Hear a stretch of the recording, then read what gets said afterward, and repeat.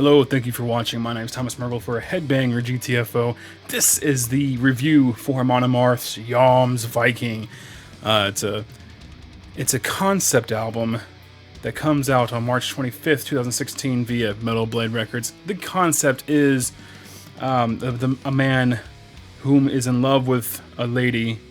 Well, she is set to marry somebody else, so he kills a man and is set away. He's just, even his own father won't just sends him off. Doesn't want anything to do with him. So he goes with the Jomsvikings and trains with them and sets out his revenge. And thus he comes back and then, well, I don't want to spoil it. It's kind of like a theater. Jomsviking is a very good story told amongst these 11 tracks. And what you'll get with this is, I'll just say this, with Surtur Rising and Deceiver of the Gods, those were some solid albums. But you kind of saw, after Twilight of the Thunder God, Amon Amarth kind of plateauing, where these albums weren't great. These weren't, like, I'd say, Versus the World, let's see, with Odin on Our Side and Twilight of the Thunder God, those were just like 3 heavy-hitting albums that were solid from beginning to end. With Surtur and Deceiver, those were good, but they were lacking something. They were solid albums that just seemed to be missing that oomph that Amon Amarth had in their earlier albums. Well, they come back with their 10th release, Jomsviking, and I'm very happy to report that this sounds like something that is a mix of With Odin on Our Side and Twilight of the Thunder God.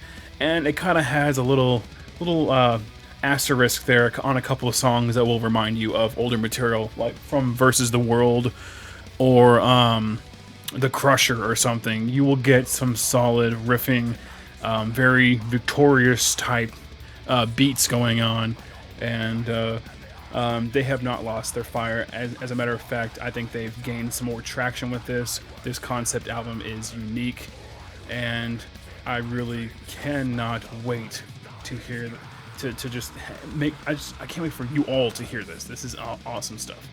Now, I'll pull out my handy dandy notebook and just kind of discuss each individual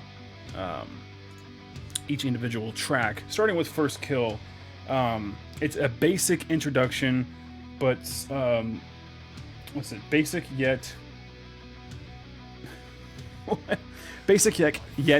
epic song, riffs, and catchy chorus that you'll no doubt sing along to, or sing along with, almost immediately. I will agree with my own notes there. Considering it was for me. Very good chorus. And the first couple times I heard that, I just wanted to belt out the chorus back at the speakers, back at Johan, as loudly as possible. Track 2 with The Wanderer. It's a slower song, good song structure, and the riffs that lead into this guitar solo are awesome, and the guitar solo itself is probably the best on the album. I love the outro. It really gets me going, really gets my skin crawling, and it really is good narrative for the story itself. The third song, On a Sea of Blood, which is actually just released recently as a single to all you metal heads out there.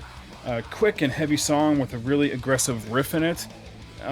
One thing about Jomsviking is the really strong riffs. There was a couple on Surtur Rising, but mainly they're in older stuff, have come back on this one, and it's very good stuff.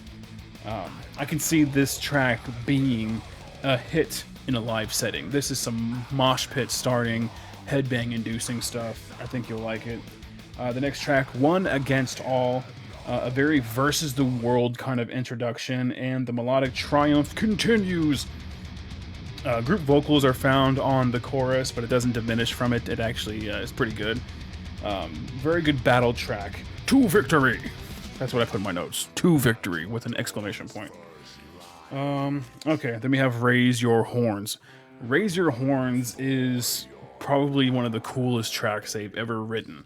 Not only does it have folk elements in it, but it is probably the catchiest song that they've ever written.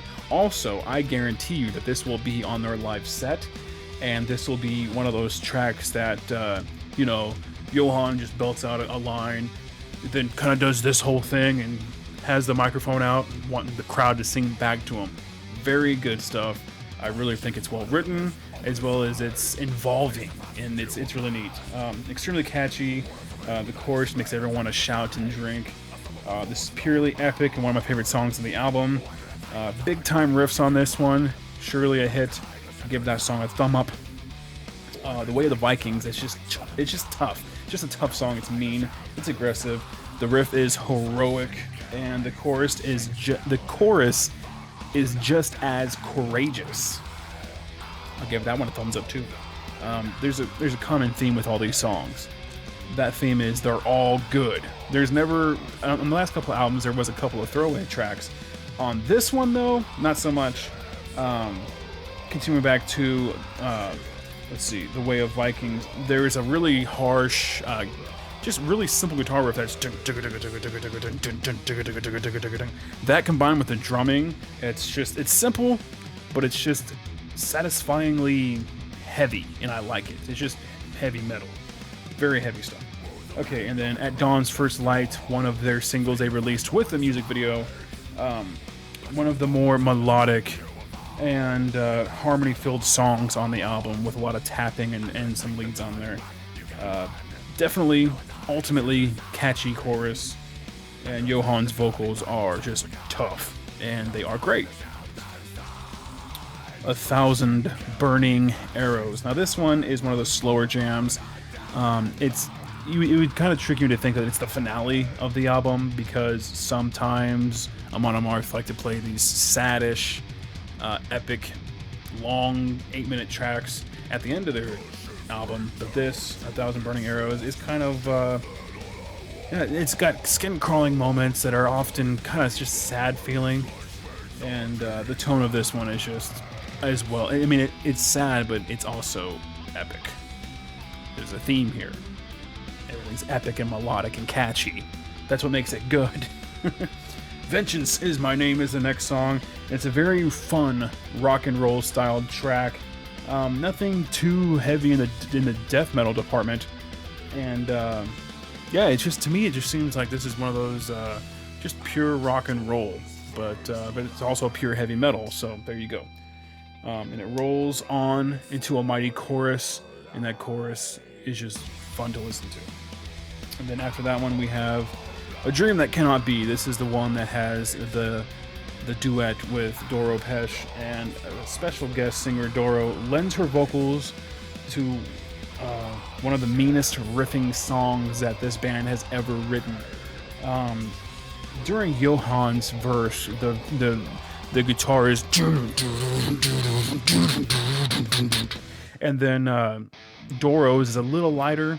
It kind of eases up a little bit because she's singing the female's narrative, and then the chorus is just an all-out melodic Amon Amarth, hell fucking yeah kind of chorus.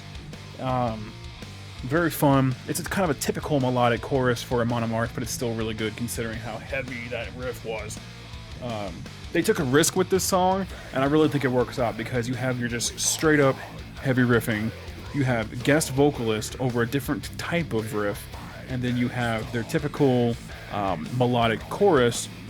And while it's not that far of an experimentation, I think it works, and it was a risk, and I think it worked out in their favor. And the last song, Back on Northern Shores, ends the album in an epic fashion, like they always try to do with all of their albums. And it's like they end their journey, and it's epically sad. You know, it's just kind of epically sad as I fuck up my spit guard or my pop filter. Does this thing work? Pop filter? Okay. So, yet the band still offers up quality within the final minutes of the album. They pull the power on. They don't pull the power. They add power to the music with strong vocals and just really good moments with the guitars. And it's very well written, and it's a very good send off for the album, thus ending Jomsviking. I really, really like this. I honestly went into this kind of skeptical. I really didn't think that, I really kind of figured they'd be going on that route with, you know, Deceiver of the Gods, which was good, but Surtur was decent. I kind of just thought, well, I was going to get another Surtur and Deceiver kind of an album. And while Deceiver was better than Surtur in my opinion, I really think, I really just thought that they weren't going to excel much more past that. And well, Jomsviking blew my expectations out of the water. I really think this band, their 10th album, they've been together for 18 years discography-wise, but I'm pretty sure they've been together for 2 decades now. So, yeah, I mean, this is very epic stuff. If you're a long-time Amon Amarth fan, you won't be let down. You'll actually, I think, you'll be happy to hear what they have on this album. And I really think that this one may pull in some new fans just because there's a little more to it. There's a little more, it's not just melodic riffing the entire time. There is some heavy, crunchy riffs on here. Bass is strong. The production is fantastic. They've never had bad production. Well, I shouldn't say that. They haven't had bad production since, here, I'll just scroll down here real quick. They haven't had really bad productions since The Crusher, I think. I mean, Versus the World was good. Fate of Norns was great. And it just kept getting better and better since then. But, yeah, very solid stuff. I will give this a 9 out of 10. I really think you'll enjoy this. This is fucking awesome. So, raise your horns. Thank you for watching, and I'll see you in the next video. Bye-bye.